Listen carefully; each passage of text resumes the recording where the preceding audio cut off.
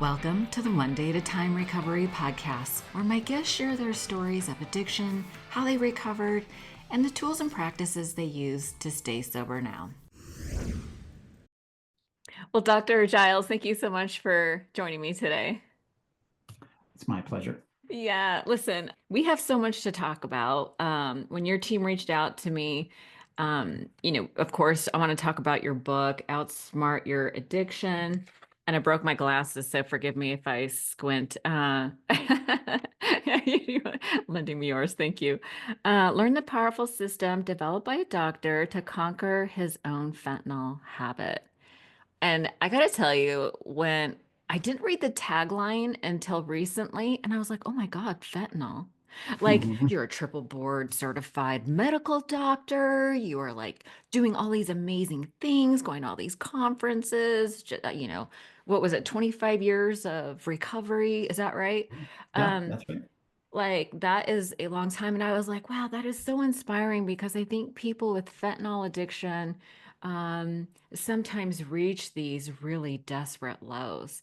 And so for people to see somebody like you, I think will be so encouraging to see that, yes, even if you struggle with fentanyl, you can still reclaim your life, be super productive, and help a lot of people. Is that fair? It's been my experience, that's for sure. Although Yeah. you're right on point to say at the beginning, before my life turned out the way it did, I was pretty sure all the fun was over. If not life itself. I was not Wow. eagerly skipping and happily tumbling toward this joyful, happy, and free life. It was more like I thought it was over. I thought my best Yeah. days were behind me. I thought I was Yeah. marked in a bad way. Certainly, my career was over. All these things I just had wrong. They were additions to the growing list of I was wrong about this and I was wrong about that. I was very certain, but I was definitely wrong. Yeah, thank goodness, right? Thank goodness. Yeah, thank goodness. And I feel like so many people really resonate with this idea of the fun is over, there will be no more joy. And I feel like it's centered around this idea that the substance that I was using, whether it's alcohol, weed, whatever, fentanyl, like that is the source of joy. And now that I have to be abstinent, that the fun is over and my life is over. But yeah, that's the brain catastrophizing. And we are going to get into a little bit about how the brain works, the neuroscience behind it. But before we jump into all that, I like to front load the episode with some resources, and I do it through this little process called the lightning round, which is actually very slow. So, Ah, when you first got sober, were there any books that really inspired you or helped you along early in your recovery? yes. Well, some of the classics, I think they're classics now. Yeah, So yeah. and the book of Alcoholics Anonymous is the foundational text. And when I finally relented and actually read it, I was stunned that these old timers from the 1930s. So Yeah. I was 30 30 when I got sober. So still kind of a kid, too old to be a kid, but still very much a kid. And these guys were writing in weird language from the Gen Alpha language of their day, right? So nobody was being rizzed up, but they have their own kind of some of that Riz. slang. Yeah, they were And talking about John Barleycorn. I they're was talking like, about John who's Barleycorn and our scorecards read zero and so forth. And so in the day, those language they use would seem common and familiar 50, 60 years later. When I read it, yeah, it was not so common. But the book itself, the stories, the way they describe it, the way they describe the feelings turns out to be it's just solid gold. And yeah, and I love when that happens when I prejudge something and then finally take a look and it turns out actually there's a reason it's a classic. yeah. So the big book itself. Another book was super helpful was a book called The New Pair of Glasses by Chuck C. And I suffered from what I later learned was something called imposter syndrome. And the imposter syndrome is no more than an idea that not good enough. And Chuck Chamberlain, rest his soul, talks at length about that notion So that was very helpful. It was helpful to me to learn that at least one other person had that same feeling. And the description of it is just believing that you're on the outside looking in. Very helpful. New pair of glasses. And then there's one that I still am puzzling over by Kurtz called Not God. And when I came in, I thought all of this stuff, this spiritual stuff, was nonsense. It's for idiots. I was a scientist, not just medicine, but I had been a scientist all the way through. I thought about things in very rational, black and white, logical terms, and the idea of some mysterious entity or deity that cared about me or what I was doing seemed absurd. But it turns out that that kind of thinking uh, doesn't remove the need for some organizing principle. So even though I could say, well, it's not this floating deity in the heavens, there still has got to be something. And what happens when you adopt that position is that we become responsible. And so There it is. paradoxically, we have to fill in while God's on vacation. And that's where the problems start, right? Because no one does it the right way and no one's doing it the way they're supposed to. If only they would listen to me, and here's what's wrong with the world. And so I had a lot of that going on. I had a lot of misunderstanding of my proper relationship to reality. And so Up that to the that book, reality. Yeah. yeah, and so that book is really good. It's basically there is a God and you're not it. And the first one's hard to get to, but the second one is easier. And that was very helpful. The idea that, and this sounds obvious, but back then it was not obvious to me that Yeah. I'm not responsible for the turning of the earth. I felt that way. Yeah. So those are a couple of books that are very helpful. I read a lot. And I still do. I read 2 books a week and have for pretty much my whole life. So I love books. Well, Yeah, me too. What's on your nightstand right now? Mel Robbins' book, Nice. Let Them. It's a terrific book. Yeah. Excellent book. Very practical. She was on my friend's podcast, and that's how I learned about her.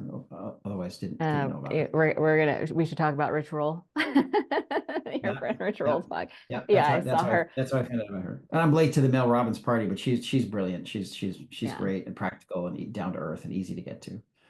Yeah. A friend of mine, Ben Hardy, wrote a book that's coming out Oh, about scaling. And Ben, so I have an early advanced copy of it. I'm almost finished with it, and it is oh, spectacular if you've got a business. yeah. Basically, you don't have as much time as you think. Get busy. Right.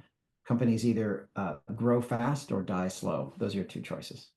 You know, So, I went to I met him in person. I went to one of his book writing workshops maybe 8 years ago. uh-huh. This is before he got his PhD, but he is a great writer and his programs, 10x is easier than Yeah, 2x. that's one Yeah. with Dan Sullivan. Yeah.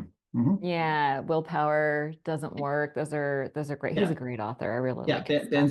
Ben's a friend and Nice. spurring me. He's because I have a little company, but he's great. Really, really excellent mentor. It's okay to have Yeah. mentors who are younger than you. That's okay.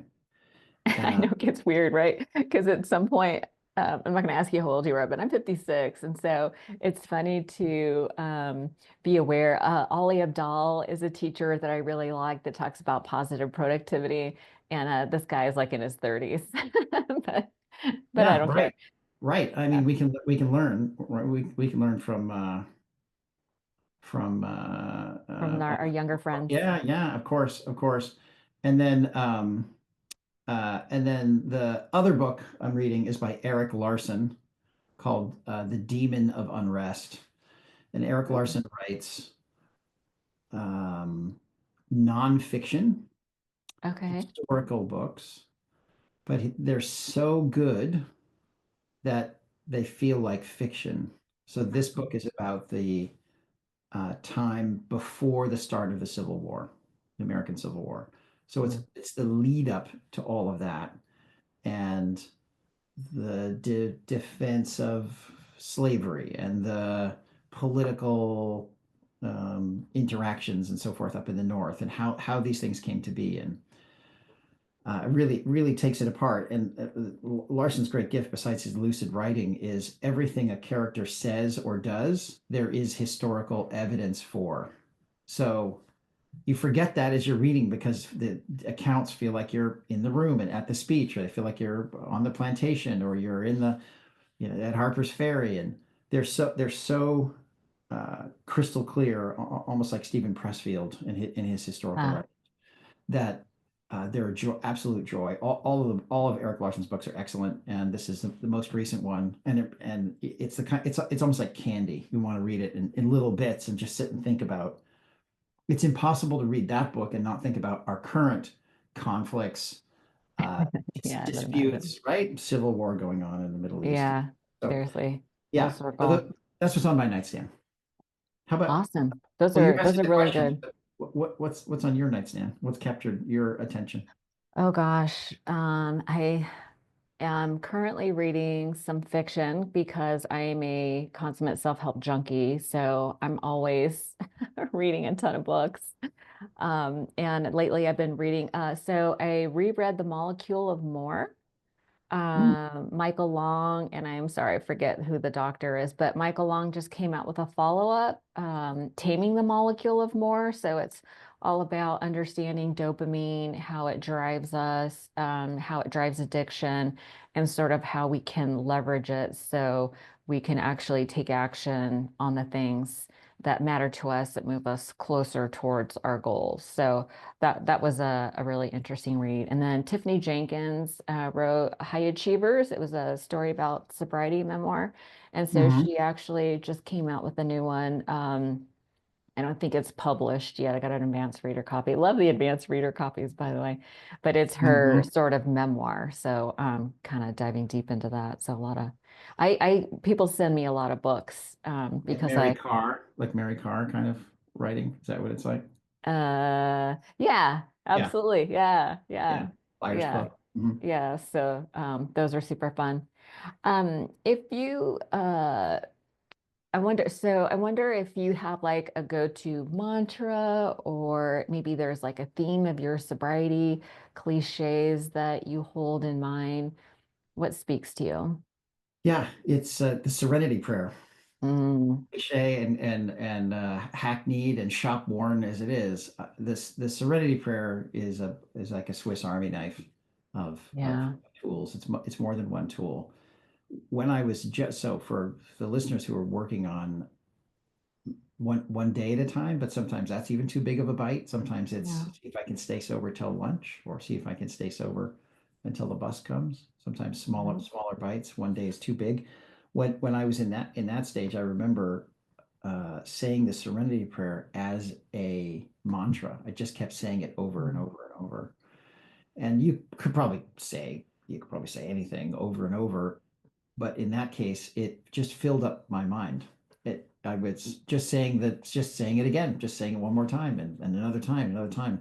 And what happened is, enough minutes went by where this obsession to use didn't take hold. The problem with staying sober in the very beginning is the mind tells us, if I just use a little, then this obsession will go away, yeah, which seems totally reasonable, right? It yeah, seems like food. If I just eat a little bit of food, I won't be so hungry. But of course, that's not how it works. Once the substance is in, you change your plans and off to the races, and that's what relapse looks like. So yeah, just getting some more minutes between me and using.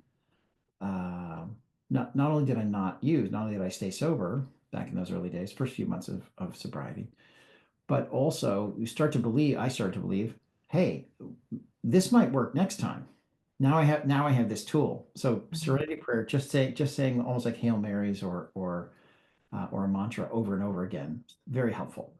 But yeah, what's really helpful is it's a filing cabinet. It's a filing system. The Serenity Prayer mm. is the world's greatest filing system. So there's two folders.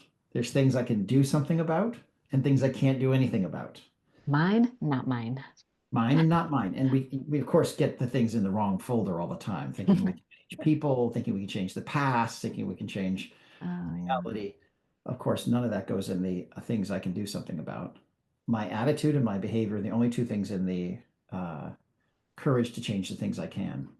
So that's my favorite. That's my favorite of the cliches. I really love that. I mean, we could spend this whole hour talking about the serenity prayer. I find myself using that a lot as a way to sort of recalibrate my anxiety levels, where Mhm. I should spend my attention, where I should spend my energy. Because, like you, I have a tendency to think that I'm responsible for everything, Right. and my anxiety level goes through the roof. But when I do the serenity prayer, I can focus on what it is that I actually need to do. But the courage part is for me sometimes being willing to sit through feelings of like not just discomfort, but specifically like powerlessness, like our self-doubt. Those are the feelings that are tough for me, but it takes courage to be like, okay, what is just the next right action? And just like keep it moving, keep it moving. Yep. Yep. Yep. Yeah. Smaller. Right. Exactly. I'm so glad you brought that up. That was a great one. Do you have a regular self-care practice, like a morning routine, or do you think of it as a weekly routine? What does that look like for you? Yeah, it's being grateful for being sober when I wake up. Think about Gratitude, that. yeah. First thoughts become a habit at this point. I exercise. I have a goal. I realized this was my routine because I talked to a pal of mine who's a surgeon, and he articulated it, and it dawned on me that this is my routine. I just hadn't described it that way until not that long ago. I heard, which is I work out 6 days a week. Working out 6 days a week sounds awesome and noble and disciplined and so forth. It doesn't usually work out that way. But if I miss one or two of those, I'm still okay. I'm still in good shape because the floor is every other day. The exercise every other day. Okay. And there's a proper dose for exercise. And for me, it's about sleep, it's self-care, as you mentioned. Mm. It's energy gives me energy. I can't be on my phone or do things like that while I'm working out. So it's time away from that. There's a whole bunch of things it does. And most weeks it actually does work out to six, but in case it doesn't, like I've been traveling, I think it was four in the last week. It's still okay. So exercise is part of the routine. Coffee definitely part of the routine. As I've gotten Same. older, though, I don't drink coffee past noon, and sometimes less than that. Yeah. Sometimes just the morning coffee. So I've gotten more sensitive to it as time's gone on. I used to drink it like it was going out of style, but I recognize it's stays with me longer. So I don't drink near as much as I used to. I'm still a regular member of the recovery movement, and I participate in at least weekly, if not more often, meetings of Alcoholics Anonymous. So I have a Oh, home nice. group, I have friends, and we do stuff outside the meeting, and I, I, I have I have a couple of those meetings that feel like home. Yeah. Um, Do you go to, sorry to interrupt, but do you yeah, go to men's meetings or mixed meetings? I don't like mixed meetings. Even though I've heard great things from women in the meetings over the years, sometimes some of the best It's things. a different vibe when you go to a A different same-sex meeting. it's a different vibe, Yeah. and the best the best mixed meetings are the kind of big meetings, the big Like lots of speaker people, meetings. speaker meetings, speaker Q&A meetings where there's this energy of like an event. That Uh, kind of stuff I like. yeah. The and it depends. I'm gonna sound like a dinosaur, but the meetings that where they're mixed sex and they're smaller, it's different vibes. It's It got to be really is. for the ladies also. My guess is the meetings with men in them probably feel different than the meetings without men in them. Well, For sure. no way for me to know, but that's probably true. Yeah, Yeah. I like it. In the probably in the very beginning, it was about maybe not being distracted or not or feeling an ability to be honest or tell it like it is in the meeting. Now it's just crusty old guy with cantankerous likes it the way I like it, and I also like being in a meeting where the younger guys maybe feel more uninhibited to talk about things that they might not in front of a woman. Mhm. But listen, I've lived years ago. I lived in a part of the country where they didn't have single sex meetings. They didn't have men's meetings, used to go to this big, it's on the upper north coast of California, almost to the Oregon border. I lived in Eureka. I was doing Mm. anesthesia. I was a cardiac anesthesiologist. There was a meeting of this kind of, I don't know, I think it was in the weekend, big eventish, not that big by Los Angeles standards, but still larger meeting. And I went to it for a while, and there were a group of guys that we kind of would sit together and we'd hang out together and we'd get coffee together, sort of a meeting within the meeting. And one day after the meeting, I said, "Hey, I have an idea." There's a half a dozen guys. I said, "Let's make a men's meeting. Let's make a meeting with just guys." And they looked baffled, just puzzled. And finally, one of them spoke up and said, "Why would we do that?" So makes sense to me why in that neck of the woods, because it's regional or cultural or something, or they hadn't had the experience. So I recognize that it could just be the way I look at it. It's my experience is not universal. Some guys are listening to this thinking, why would you do that? So, but personally, yes, I prefer, and it's because it's probably imprinted. The meeting where I got sober was a men's meeting, and so that's what feels comfortable and familiar and safe and normal. Yeah, those are really nourishing. I Yeah, would have to agree that for me, women's meetings are that place where I can be more transparent, vulnerable, bingo. and my husband, he's like a diehard, he was a diehard men's meeting I'm with kind of him. guy. Yeah. Yeah, So, and I hear stories that he tells, and I go, yeah, I get it. The women's meetings are just like that. It's like, but they're it's a women's flavor, men are very different, but the outcome is that we can be more vulnerable and it yes. tends to get deeper and you're not worried about image management or anything like that. Precisely. Here's the funny thing about it, just to pull the curtain back a little bit for someone who maybe hasn't been on this, or to spur controversy on your site, as people would. Yeah, Dr. do Giles it. is an Do it. idiot.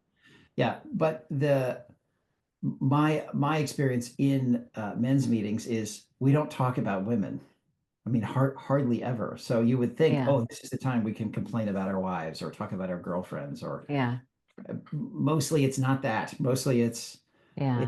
it's personal stuff, it's work, it's challenges with recovery. Mhm. We generally don't tend to talk about our relationships and things like that. It's more like man challenges, the stuff we're dealing with.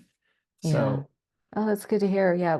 I don't, women don't, it's the same for women's meetings. I don't, we don't talk about alcohol. We don't talk about drugs. We don't talk about men, which is yep. kind of the same Isn't thing. that interesting? Yeah. Yeah. Same. For Same. some of us, love addictions. Yeah. We Yeah. don't, Yeah. we don't Yeah. do that either. Validation seeking and all that. Sure. Yeah, yeah. I don't know that the validation seeking ever goes away, but anyway, there you have it. Those are great. So let's talk a little bit about how we got here. You wrote a whole book about it, and I'm going to encourage people to read it because I think, you do share the darkness. But let's kind of just talk. Feel like that is so interesting. I've gotten feedback that people really want to hear about the mess before they can get into, like, I had a lady tell me, people talk about the bright, shining sobriety. 25 years is a very long time, right? And people want to know that you remember what it feels like to be in the beginning. And I would imagine your experience is unique in the sense that you were already a medical doctor, you had a lot of responsibility, you're a high achiever, and I would imagine that there had to be this level of like, oh my God, if they only knew. Oh yeah, absolutely. And the double edge of that, right? So if they only knew what a horrible person I was, caught in the grips of this fentanyl addiction, Yeah. and if they only knew how I keep managing to hold it all together, and everyone else is managing just the day-to-day challenges of life and life at the hospital, and I have this additional level of difficulty, like playing it on hard mode, Yeah. and I should get even more recognition for operating with half of my brain tied behind my back. That's a little bit scary, to be It's honest. that That's it's everyone's worst nightmare is that your doctor Yes, is an yes. addict. Well, that's how I felt, and Yeah. and special in one way and also especially bad in the other. And those ideas were duking it out. What there was not any room for was raising my hand and asking for help because Yeah. neither one of those afford the way I understood it at the time.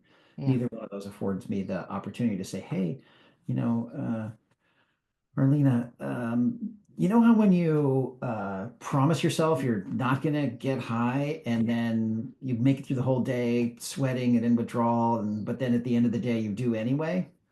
Now, if I had said that to probably anyone, but there's certain safe people that I knew even then I probably could have. Mhm. I wouldn't have I wouldn't have nearly died so many times. I wouldn't have been so miserable for so long. I wouldn't have risked everything if I could just have raised my hand and asked for help. Yeah. So the look at me, I'm so awesome, I've got this figured out, leaves no room for asking for help. Yeah. And look at me, I'm so horrible, I'm not worth saving, I'm not worth helping. That leaves no room Yeah. for help either. So I had the both thoughts were warring. What I did not have until later was maybe I have this wrong. Maybe I don't have to keep doing this.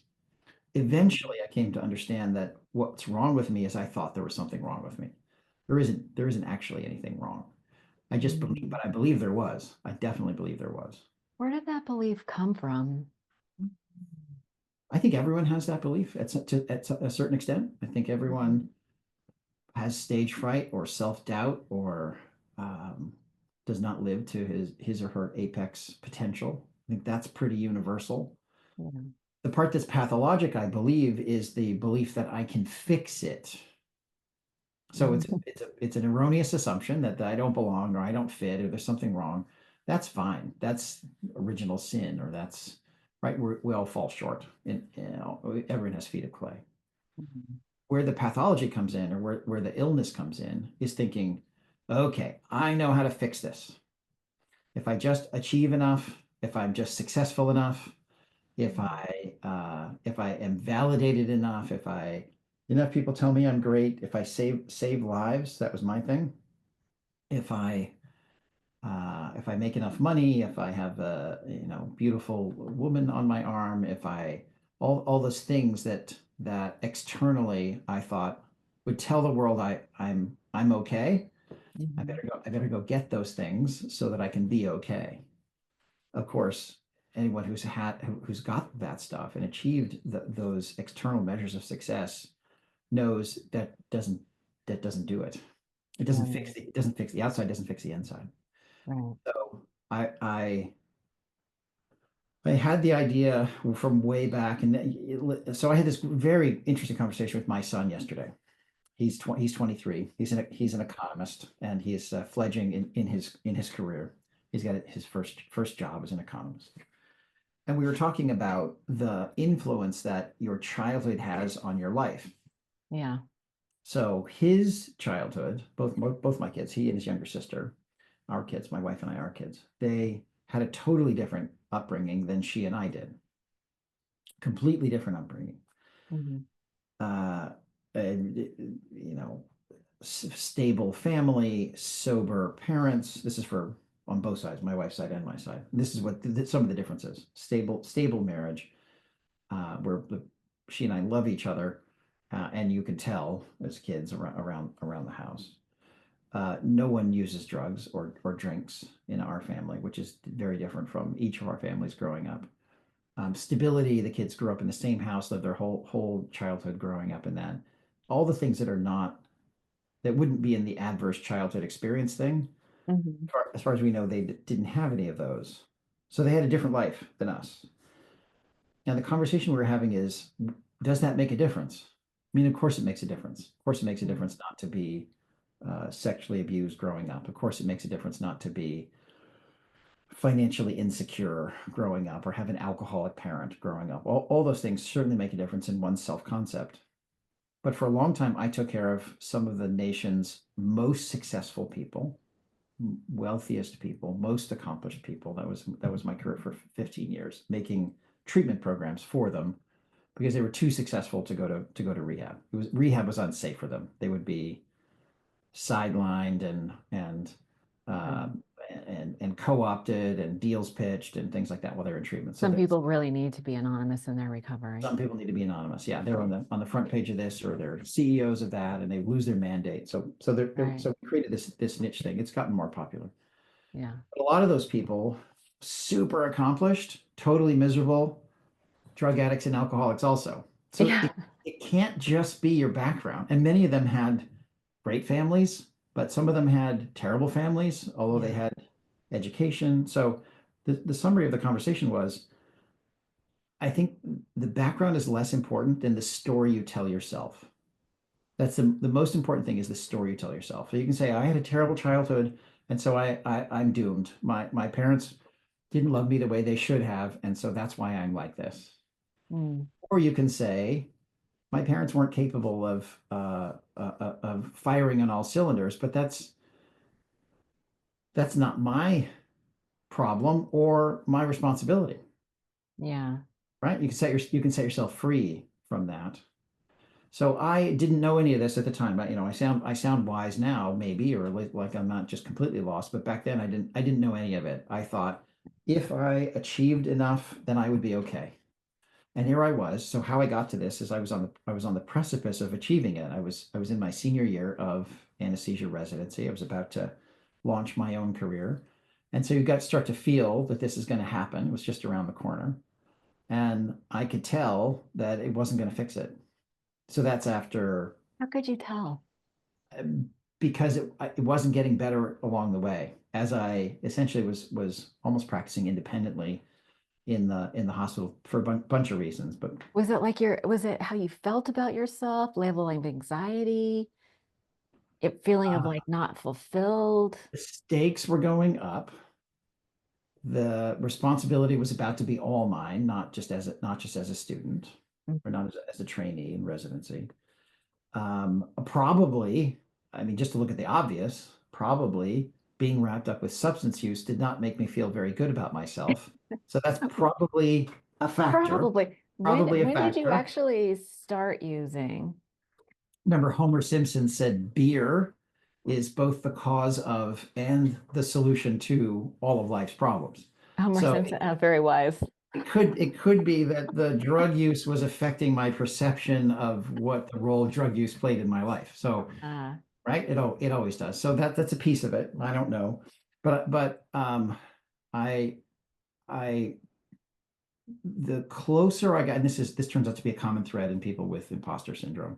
The closer you get to achieving if I do this, then I'm admitted to the crowd of human beings, the farther away it feels. It's almost like Einstein's relativity. mm, That so it's part of why we keep setting higher and higher goals. And yeah. it dawned on me that it wasn't going to fix it, and I didn't know how to fix it. And so the constant chatter of not enough, and you don't belong. Finally, in that senior year, I took an opportunity to try something to escape. So I knew Wow. drinking Relief. wouldn't work, and I didn't want to become an alcoholic. And alcohol hangs around too long. I needed to be sharp. This is my thinking at the time. And marijuana I didn't like for the very same reason. It made me stupid and foggy and Yeah. slow and blah, and I need to be ready to go. You need to be sharp. But opiates don't cloud the sensorium that way. Mm. And fentanyl, this is again, I'm an anesthesiologist at the time. Fentanyl is a drug that lasts about an hour, which is all I need. I don't want to become a drug addict. I just want an hour off. I just want an hour timeout. You just need a break or some Yeah, relief. and since Yeah. I'm an expert, right? I'm an expert at this stuff. What could go wrong? Who better to manage my feelings with chemicals than a guy who's an expert at managing feelings with fear and anxiety and so forth? It made sense Seems at the totally time. reasonable. It made sense at the time, and I couldn't really check with anyone. Yeah, Arlena, you does couldn't this ask sound your like a good fellow. idea? Yeah, no, yeah, can't ask. So Yeah, I took the plunge, and literally. literally. And what happened is the worst possible thing, which is it worked. That's Yeah. the worst possible thing. Do you remember that first time? I bet you do. Yeah, yeah. Yeah. I remember thinking that right before. You remember, I'm an expert at finding veins and injecting medicines, and Yeah. so there was no fumbling about that. This is like a precision operation. I was by myself. I was at home. I never used while I was at the hospital. That's a line I was able to maintain. I never used while I Okay. was taking care of patients. But that's not much moral high ground to stand on because I was in withdrawal. By the time it was a habit, by the time it was a daily habit, I was sick in the morning, needing some kind of opiates to get through the day. That's where the book Right. opens. Yeah. And so, okay, I'm not intoxicated, but I'm definitely not myself. I've got one eye on the clock while taking care of people. So it's not a I wasn't impaired from substances, but I was impaired from being a person caught up in that world. Right. So yeah, I was at home. I squirreled this stuff aside. I knew that there was no going back, that once I did it, things would change, everything would change. Mhm. And I finally got to the point where it was okay with me if they changed, I don't want to say in a bad way, but if this increasing pressure cooker came to an end, that would be all right. And in what way? I didn't feel like I could continue the way I was, feeling Are you feeling saying you feeling had a fraud. suicidal ideation? Not in an active sense, but in a, if the Like a meteor coming, I might not step out of the way like that. okay. Yeah. Like you're sort of flirting with this idea that if you were not alive, that wouldn't be a bad The thing. worst thing. Exactly. Yeah, that is a Yeah. really hard place to be. Yeah. Yeah. It's really dark. And Yeah. and and alone. I wasn't Alone. alone, but I wouldn't reach out for help. I wouldn't ask for help. You mentioned earlier this feeling of it's like that you're supposed to figure it out.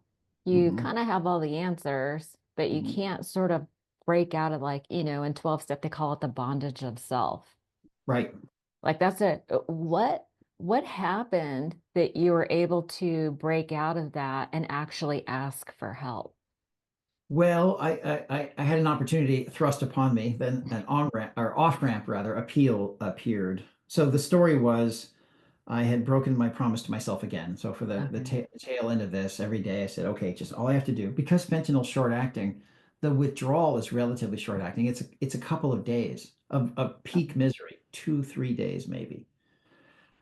And I just had to get through that. And since every day I came to work and it had been almost a day since I used before, been most of a day, right? Since the afternoon, I'd sleep as much as I could off and on. I was chronically exhausted. I'd get to work, I'd be in withdrawal. And by the time work was over, it would have been about 24 hours since I used. So I've already got one day down. I only need one more day. So all I have to do is not use any one of those evenings. And then the spell would be broken by the time the end of the next day came. And I kept failing to muster enough willpower or courage or whatever. That's why it's very difficult to stop by yourself. Fiction's rough. So one more day came of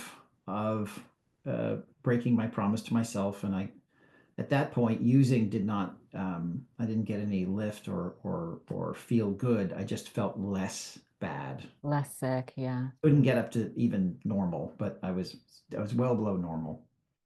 And so after that, uh, I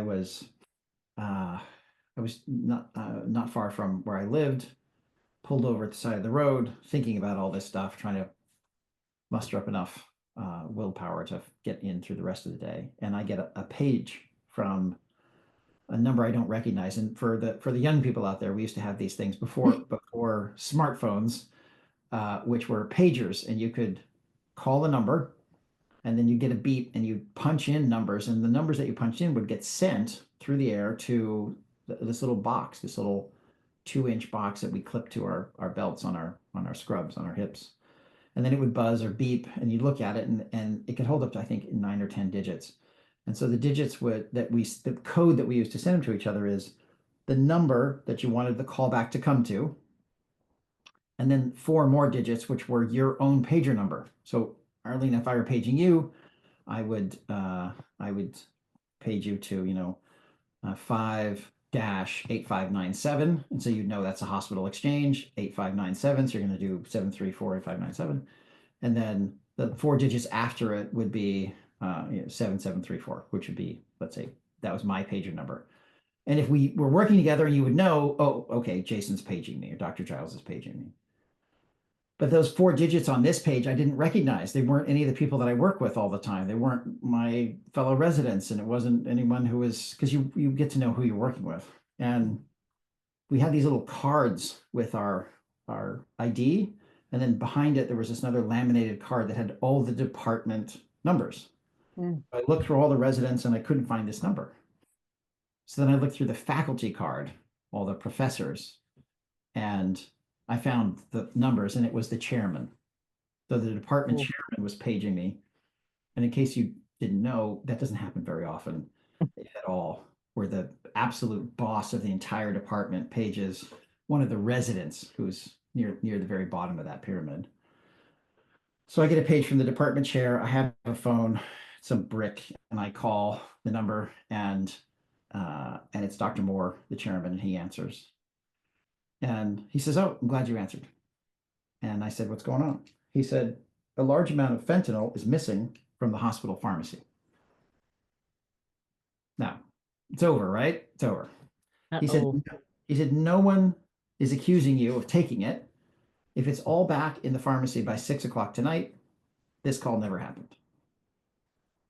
Uh-oh. So I looked about like that, only much shinier and heart going 700 beats a minute. And I that's my off ramp. That's what appeared. So I could have tried to keep digging in or made up a story or tried to evade for a few minutes, but it was like being surrounded. Yeah. So I said instead something that I wish that I had said weeks before, months before, was, "Can I come talk to you?" Mhm. He said, "I was hoping you would say that." So Mm. we talked. He explained what was going to happen next, which was that there was a program for doctors and that it was very successful. And if I did it, I could expect to recover, and that I was a great doctor. And they wanted me to come back to the hospital, and that everybody loved me, and that he had had a resident a few years before I got there who they found dead in the call room. And Mm. there had been tells there. I thought I was really smooth. I thought I was had it all together, but I had lost about 40 pounds by the time. So I looked like a skeleton. Yeah. I was sweating all the time and pale. My arms Mm. were so bruised that I always wore a hospital gown, which was the thing the surgeons wear. They wear it Right. backwards. They put it on so they have a sterile uh, Oh, uh-huh. cloth in front of them or sterile gown. And for me, I wore it like a robe, but it had long sleeves, so you couldn't see my arms. And all those turn out to be tells. They turn out to Oh, be yeah. giveaway. Yeah. So Yeah. he had his suspicions, and then that's what prompted him to look into the records, and that's what prompted him to give me a page. And fortunately, I was alive to get it because there were many times in there along the way when I might not have been. Yeah. Just very very lucky, very very lucky. You had some So close calls. So he I had no idea referred what to do you, next. So I just said yes. I just said okay, yes, I'll do whatever it is. and he referred you to the medical board diversion Yep, program? yep. So in California was a pioneer in this arena of physician wellness, and I called the number. I wound up talking to one of the counselors over there. She said, come to this meeting and meet the other doctors." I met half a dozen or so other physicians who had gotten there ahead of me with similar stories, not all with fentanyl, although a couple, some with alcohol, some with other things. And I was welcomed into a community of broken healers. And along the way, over the next, when I went going to treatment, that was part of the deal, but that was a smaller part of the deal. The rest of it was being monitored and having to stay sober in order to keep working for somewhere a little over 5 years by the time that just because of the months and how the timing shook out. But it was a 5 year program. Okay. And that's kind of where I learned a lot about this malady is it takes time to develop new habits. It Yeah. takes time to to when you're squeezed and when you're anxious and or when you're feeling celebrating or when you're feeling elated to not grab something to change the way you feel. Yeah. It just takes a lot, it just takes time. It takes time until that wasn't the first or second or third or eighth or 15th thought when something good like the birth of my first child and then second or something bad like the death of my father. The not, in times past, I certainly would have slid back into some way to get away from my feelings and the anxiety and the uncertainty and all that. Mhm. But having lived, gone through 5 or 6 birthdays, having gone through, right, getting married, we got married right after I got sober, only a few months after I got sober. That's a So good idea. yeah, it was a good idea. I know you can ask her about it, and I How long have you been married now? 25 years, Okay. 25 years. Listen, you and I are sort of outliers because I met my husband when I was 5 months sober, and it's been 31 years. So, Yeah. so far, so good, is what I tell Yeah, we got people. married when I was 3 months sober. We Oh had my known each other God. before. She was there for all of it. She was there for the collapse. Uh, Wow. and I asked you, now there's no answer. It's just we're together forever. But Yeah. in the early days, I would say, well, how did you know? I mean, how did you know? My son, so I'm 25 years sober and change. My son will be 24 uh, in August. So Oh, she jumped in both feet. This is my guy. This is right. And listen, when you know, you know. there may be, that's what she says. She Yeah. says I knew. She says I knew, and Yeah. she knew before I did. I was Same. 2 years sober before I believed that I could stay sober. Wow. 2 years sober, and because then I had stuff to lose. I had a house, I had a kid, I had a wife, I had things to lose. Career. Yeah. Career, yeah, but I had already lost that and got that back. So I was less worried about that. I was worried about the family that I would, Yeah. because I didn't know how it works. I thought I would accidentally find myself in a bar or I would accidentally find myself. Yeah. And so I talked to a sober pal of mine, and he said, "Well, why do you think you're sober this long?" I was 2 years sober, a little more than 2 years sober. He said, "Why do you think you're sober this long?" I said, "Well, I go to meetings. I show up. I ask for help. I'm involved. I live my life differently."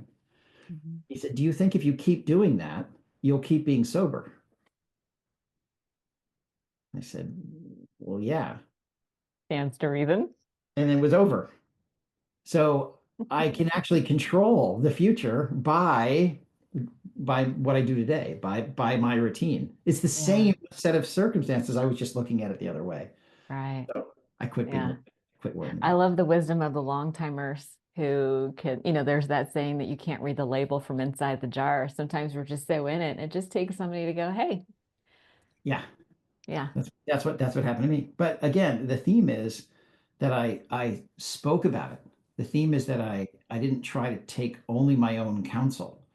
I right. I, I raised my hand and I asked for help. So No, I yeah, that was the know. beginning of the journey. And because and maybe back to your original part of the question is where did this come from?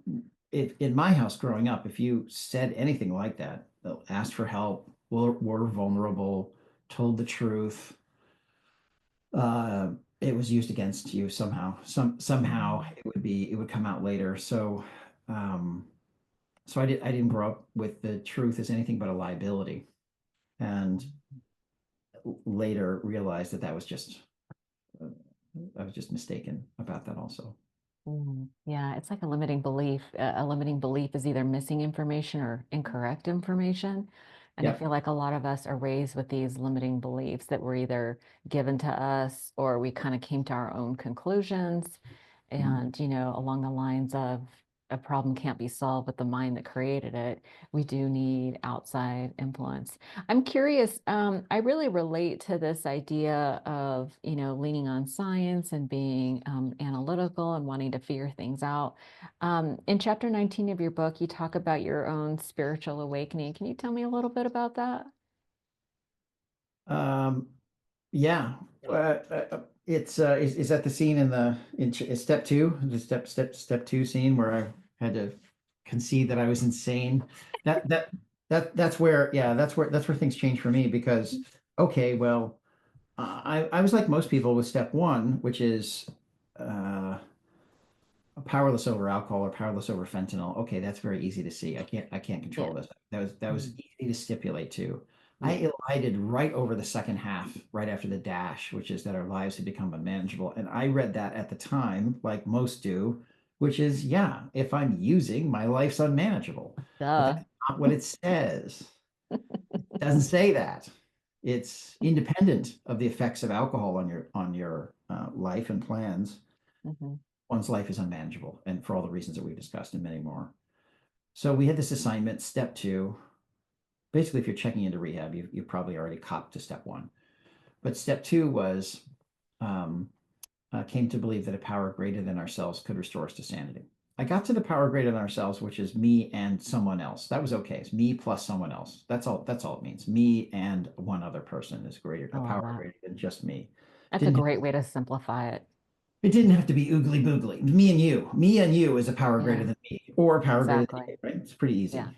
Oh, okay, I got that. That's easy. Uh, Restore us to sanity. Well, that's one of those when did you stop beating your wife questions, right? So have you been restored to sanity? That means at some point you needed to be restored. And that was the harder part for me because Um, I'm a logician. I took calculus. I calculated the medications. I brought people to wherever you are when you're in anesthesia and then back out. So you can't spitball that or be a faith healer. This is science, right? This is the alveolar concentration of an anesthetic vapor to induce the yeah, anesthetic I don't know what that means. science. This is science. And I was science. Yes. And so insane is something else. This is the limiting belief I was trapped in. So I had this assignment and I couldn't do it because it made no sense to me because I'm not insane. But then I started thinking about this idea, which is at one point, in order for me to survive the world I was in, the childhood that I had, the history, the future, in order for me to make it, I had to have some kind of chemical. I had to have some kind of drug. Even if I weren't using it, even if I wasn't intoxicated or wrapped up in it, it's just that there would be something there. In case things got bad, I could take something, do something, use something, escape. I knew that that was true. I knew that if I had that, then I could survive. I knew that as certain as anything else. That's the one idea that I was the most certain of was if I can have a drink, if I can have a something, then I'll be okay. And it turns out that I have never been more wrong about anything in my life. Not only do I not need something to survive, that thing, that chemical, that different chemical thought in a pill or whatever, uh, is the thing that will kill me. It's the thing that keeps me from surviving. It's literally death, Mm. right? Suicide on the installment plan. So the thing that I was most certain about is the thing I was most wrong about. Wow. That's when the egg cracked. Because if I'm wrong about the thing that I can't possibly be wrong about, I might be wrong about some other things. Mm. If I'm wrong about some other things, then maybe I'm wrong about God. Maybe I'm wrong about how this whole thing is put together. Maybe I'm wrong about my relationship to other people and to the universe. Maybe I'm mistaken.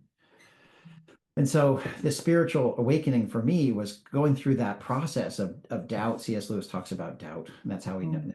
that's what bolsters his faith. And so because I was so wrong about the most important thing, and because I allowed myself to be wrong about other things, that's when the light got in. That's when I could see. And so I was overcome uh, with sadness that I had been trapped in this point of view for so long, and I had missed out, and I scared all these people, and I had been brought to this point that I had really missed it. So I was very sad, and Yeah. again coupled at the same time with the relief. of this understanding that made me laugh. And so I was um, in a cold January in Oregon. I was in this treatment center, which is out in the woods. It specialized in doctors. I'd been given this assignment. I couldn't do it. I was frustrated. I left the bungalow, and I'm walking in the cold, and my breath is making clouds, and the trees are bare. And I'm thinking this stuff, and I come to this idea that maybe I'm mistaken. Maybe I got it wrong, and I start crying and laughing at the same time. And I find myself standing under a tree. It's like a plane tree or a maple tree, but the branches are bare because it's January. Snow on the ground, and there's crows in the tree. And the crows, as I'm underneath them, start laughing. That's the only way to describe it. You know the sound they make, and they're all Yeah, yeah, passing yeah. the sound around, passing the call around. And I look up, and they don't fly away, and they're there, and that was the sign, right? That was the correspondence of the universe because it's funny. It's funny that this scientist running with his head down completely missed the grace and beauty of the universe. It's Yeah. it's stupid funny and tragically sad at the same time. And I got relief. I got relief from it. I got relief from it because I could see I was playing the wrong role, right? I was trying to do it all. Yeah. And to be fair to you, if you have this belief that it's all on you, it's hard to relax and notice the grace and beauty of the universe. Ironically, yes, Yeah. yes, Yeah, it for sure. really is. I thank you for sharing that because I feel like that's one of those moments that's such a pivotal turning point where that is a spiritual awakening. And I have seen this happen many times where people are just so convinced and then they have that it sounds like a moment of clarity, Epiphany. Hmm. epiphany, and the world opens up. And then suddenly, as the book talks about, rocketed into the fourth dimension, realizing that help is available, that we're Yeah, not alone. I really felt that sadness and laughter. It's like, I know it probably sounds crazy to some people, but I totally get it to be like, oh my gosh, I'm so sad that I suffered for so long. yeah, yeah. Well, I'm laughing at myself, right? That's the relief is if you Yeah. can laugh at yourself, you got a shot, right? Yeah. My pal George, he's 99 now and sober 60 something years, 65 years maybe. He Wow. he he hung out with Bill Wilson. That's how long ago Wow, George. that's pretty cool. Yeah. And Chuck C. I mentioned his book earlier. Chuck C was, Chamberlain. was George's sponsor. So Wow. George, You got whenever some he you got some lineage, as they yeah. say, So going on. George, That's whenever pretty he whenever cool. he shares, he says, "Remember Rule 62, which is from the 12 and 12. Don't take yourself too damn seriously." And There that's it the is. message of step two. But I think if they presented it that way, if they said step two, don't take yourself so seriously, because it's the same thing, people would not take that step seriously. Well, they So wouldn't get it either. yes, There's a lot of this about 12 step that requires context and perspective. indeed, indeed. And courage, right? And courage, Whew. because it was so easy to just go, well, this is stupid. I'm not insane. And but how else would you explain that? How else would you explain someone who had the world at his feet, right? Yeah. Who'd been busy from the apartment in Santa Monica and an alcoholic dad to make it to an academic medical center where I was doing the most complex cases in the world. And the only way to explain that is grace. The only way to explain that is Yeah. divine help. And here I thought, if only I had some divine help. If only. I think If of it like this. only. It's not just a new pair of glasses. It's like you said you broke your glasses or you can't find them. You I can did broke them. you ever do this and you're looking for them? Yeah, for those that are not watching the YouTube, you have your glasses on top of your head and you're like, where are my glasses? Yeah, where are my glasses? I can't find them. Yeah, exactly. Do you know That what was I me. do? As I always wear my glasses on the front of my shirt, I will actively go look for my glasses. Same thing, right? Where are They're they? literally on my neck. Oh, That's what Lord it was have like, which mercy. is funny and tragic because you can't see, but also it's hilarious that Yeah. you're carrying them around with you. So Yeah, glasses are small stakes, but sobriety and life or death, that's a whole Chuck, nother. Chuck C says the thing that you're looking for is the thing you're looking with. I'm gonna have to think about that for a minute. The thing you're You, looking for is the thing that you're looking with. you're the thing you're looking for. Oh, I still am. You know, just because I'm 31 years sober doesn't mean that like we get all better. You haven't figured it all out? No. I mean, that's the No, thing. no, because things keep transitioning. And as things transition, then it's like, oh, I feel like I need to figure it out again. And then what Yes, do? I fall back yes, to my survival skills. yes, yes. So, Another pal of mine, Anthony Hopkins, he says that the thing about sobriety is the abyss follows you. It's always right there. It's always right behind you. Um, the, the there's a to get back to science a little bit. There is a neurobiological reason for that, which has to do with learning. So most of your viewers and listeners can probably ride a bicycle. 19 out of 20 people in America know how to ride a bicycle. So most of them know how to ride a bicycle. But most of us don't ride bicycles every day. And sometimes a long time will pass between getting on a bike and the last time you got on a bike, but we don't forget how to ride a bike. And unfortunately, we don't forget how to think badly about ourselves. We don't forget how to think, if only I had this, I'd be okay. It's a learned structure, and the brain is very efficient at re-employing old learned structures. We don't discard them because they used to work great, right? It used to be, I mean, as much as I went through that miserable piece there on my way to not dying and beginning to get well, that idea that if only I can achieve these things, I'll be okay was the fuel that got me, got me yeah, through college, got me to Cal, got me to, right. it drove me. And so that quick, if I got to work harder, that quick, I need to do more, that I need notion, to do more. that's still there. Yeah. That doesn't go away because it used to be really help, still is sometimes really helpful. Yeah. Only it's wrong. Yeah, I have read, and maybe you could validate that the neural pathways that we develop as we grow up are repurposed Yes. in our Yes. adult. And, I don't know if you've ever read that book, What Happened to You by Dr. Bruce Perry, Oprah Winfrey. No. The premise is so good because it's not what's wrong with you. It's a subtle shift in perspective of what happened to you. And his premise is that the experiences that you have as a child actually shapes the way your neurology is structured. And for Yeah. me, as I look at everything through the lens of recovery, right? So for me, it was like, oh, I was under a lot of stress, financial insecurities and some other things, not safe.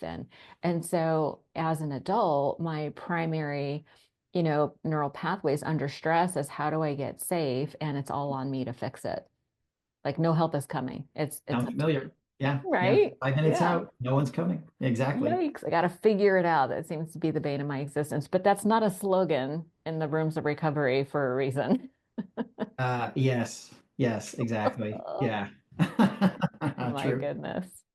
So what does, when you and I talked before, you had mentioned that maybe attendance and 12-step programs is going down, but where do you see additional to like I'm an and girl, so I feel like yoga and 12 steps or Course of Miracles and other practices. It's like I don't see a reason why not to do all the things. Oh, yeah. But Yeah. what do you see as the, you go to all the conferences, you're sort of in the business and the cutting edge. Yeah. Where are you hopeful about when you look at the future of recovery and what's available? I'm very bullish on the future of recovery. I think first of all, we need to come up with something besides the traditional rehab detox It is not programs. working.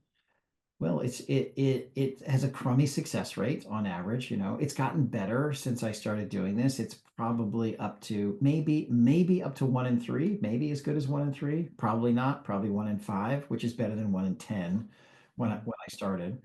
The program I went through is 9 out of 10 or 19 out of 20. So the doctor program. So everybody should go to medical school and then you can go to this program. That's the easy one. But it's not the medical school part, and it's not the well, yeah, you've got to stay sober or they'll pull your license. All of that's true, but it doesn't explain why people continue to stay sober for 5 and 10 and as long as they've tested years after getting out of that program. It's not the license anymore. No one's checking.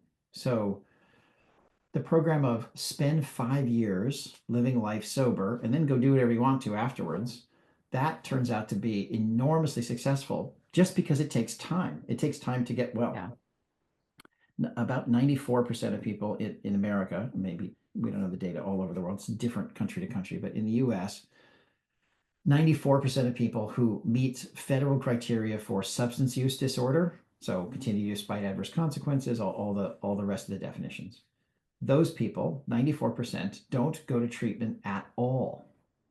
At all. And they kind of know what it is and they kind of know what's involved. And I think our offerings are, for most people, don't a poor fit. You have to Mhm. leave work, you have to leave your family, you have to leave your life for 30 days, let's say. That's a standard treatment. And then you can't go back to drink at all. People know this in advance. It's very expensive, not just in terms of time and time away, but also your job. You People have kids and adults that they're responsible for, and spouses, and so the idea of being able to pull out of your life and go away and get this acute episodic care when most people are able to pull back, drink less, use less, get a handle on it at various times, it makes sense why the industrial offerings, the treatment center offerings are largely rejected. Largely, I Yeah. don't think it's just stigma plays a role, but I don't think that's the whole story. I think it's what we offer doesn't fit. So we have to have something else. And I think the old ways, right, regarding this as a habit, not a disease, and that's heretical in some circles when I say that. But listen, call it whatever you want to. The bottom line is let's figure out how to help people. Yeah, let's And focus a on the lot, bottom line. a lot of people, when you say you've got a disease, they'll reject every single thing you say after that. Yeah. So if it's a disease, what is that? Because you remember how to ride a bike, is that a disease? Because bike riding is good for you, but grabbing a substance when you feel scared and overwhelmed, see what I'm Yeah. saying? So there's still Yeah. a lot of moral judgment. There's a lot of things that you don't get in the recovery movement. In the Yeah. recovery movement, hey, get in line. We all did this, right? Everybody, okay, fine. We all did crazy, dumb, self-destructive things. Let's talk about what we're going to do next. That's That's right. recovery. Recovery is not dwelling on the past. And even though Right. I shared part of my story in here, that's not the interesting part. That's the common part. The common Yeah. part is thinking you're different. The common part is thinking it won't work for you. Yeah. The special, amazing fireworks part is it does. It Yeah. does work. It does Yeah. work if you work it, as they say, if you keep at it. Yeah. So yeah, I'm optimistic. I think everything old is new again. The this next generation is more conservative than the generation before, and that'll probably go on for another generation, and then they'll swing back to And being. that's like back. And it always The goes like pendulum. Yeah, it keeps going back and forth. Yeah. AA is coming up on its, I guess, 90th year anniversary coming up here, right? In a few days. It's the Yeah. 90th anniversary. Hmm. Movements that last 90 years, there's something behind them. There's something deeper to them. It's not a Yeah. fad. Yeah. So I think it's going to stick around. It changes. It's changing. Everything's changing and adapting. We know Yeah. more stuff, but man's relationship to his fellows and man's relationship to God, I don't think that changes. I think that's stable and unchanging. I think the most profound thing I ever heard when I was a kid, I'm going to age myself, but I don't care. Richie Cunningham's mom. What was that? Marion, What was the show? Happy Times or Good Happy Times? Days. Happy Days. Thank you. Marion Cunningham was Marion Cunn- Richie's You know what she mom. said that has never left me? She said, Hmm, times change, but people don't. bingo. And so I think that the fundamental ideas are going to be repackaged in a way where we can meet people where they're at. Yes. And And the truth of the matter is that the principles that the 12 steps were founded on are actually ancient principles in themselves that were Yep. repackaged. So Yep. we're just going to keep repackaging for like this new generation with the new lexicon, new information. We have lots more science. And so I also feel very hopeful that we can continue to repackage and reposition to meet people where they're at so that we achieve the same goal. Yeah. Yeah. Yeah. We're getting better at it. And the ability to communicate through the computers and social media and now AI. And this medium right here is unique in history, right? You haven't previously, if you wanted to have a long format interview show, that you'd have to make a documentary. And Yeah. documentaries are only 50 years old or 70 years old. They haven't been around that long. Yeah. You have to write a book. You'd have to write a nonfiction book or a novel, and then that's not going to have anything like the distribution Right. or the voices, right? We can get an intelligent person here talking to the guy who made some mistakes and hopefully has figured something out. But you just the access to these Yeah. ideas and the examples. That's part Yeah. of what made the big book so powerful is all the stories in it. You could read, Stories. oh, that's kind of like me, and that oh, then I had this sort of similar thing. Well, Yeah. now there's thousands and millions of stories where you can find one. Gosh, that's really, I had a similar experience. And once you get Yeah. that identification, Yeah. then the door opens to the rest of this stuff.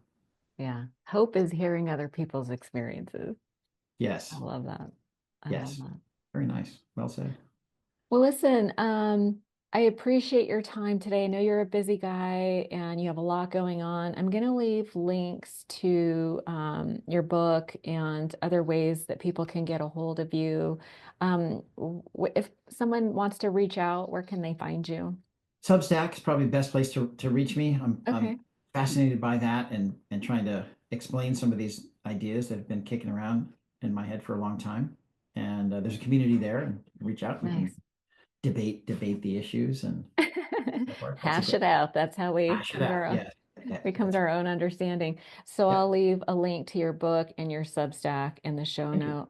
But listen, thank you so much for your time today. I really appreciate your story and your perspective and all your wisdom. It's been a pleasure. As well. Thanks, Arlene. Have a great day. And thanks for the listeners for tuning in. I appreciate it. I hope I said something that was useful to you. 100%. Without a doubt. Thanks so much. Bye, guys.